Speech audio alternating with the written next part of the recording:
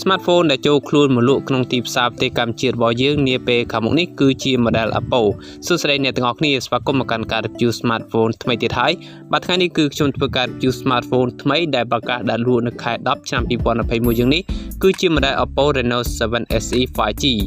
ហើយ OPPO Reno7 SE 5G នេះគឺត្រូវបានដាក់លក់ជាផ្លូវការនាពេលខាងមុខនេះគឺនៅខែ12ថ្ងៃទី17ទូទាំងប្រទេសទាំងអស់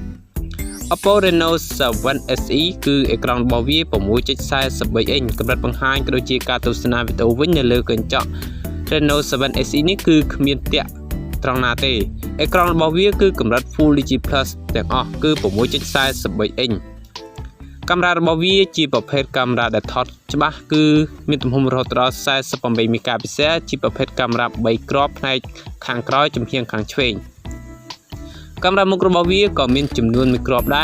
ដែលកាមេរ៉ាមុខរបស់វាគឺមានទំហំត្រឹមតែ16 megapixel ទេ16 megapixel ប៉ុណ្ណេះគឺស័ក្តិសមហើយជាមួយនឹង model Reno7 SE 5G ឆ្នាំ2021យ៉ាងនេះបើយើងនិយាយពីចំនួននៃ RAM របស់វាវិញគឺវាមកជាមួយនឹង RAM 8G បូករួមជាមួយនឹង memory របស់វាគឺរត់ចាប់ពី 128G ទៅ 256G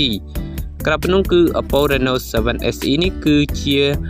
smartphone មួយដែលប្រើប្រាស់ដោយប្រទេស chip Dynamic City 900 5G អញ្ចឹងវាអាចគ្រប់គ្រងនឹងការដែលលេងហ្គេមធំៗបានមិនឆាប់ក្តៅម៉ាស៊ីននោះទេចំពោះ smartphone នេះក៏មកជាមួយនឹងកម្លាំងសារថ្មរបស់វាក៏ល្បឿនលឿនដែរ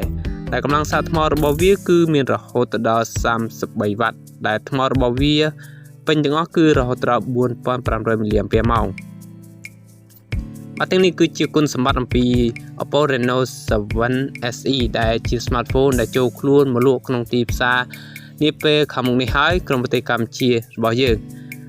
បាទអរគុណសម្រាប់ការតាមដានវីដេអូរបស់ខ្ញុំជួបគ្នានៅវីដេអូក្រោយទៀតនៅការ review smartphone ថ្មីទៀតហើយអ្នកដែលមកក្រោយកុំភ្លេចដាក់សញ្ញារូបកណ្ដឹងម្នាក់មួយផងទទួលបានវីដេអូថ្មីៗពី Channel Hiset Official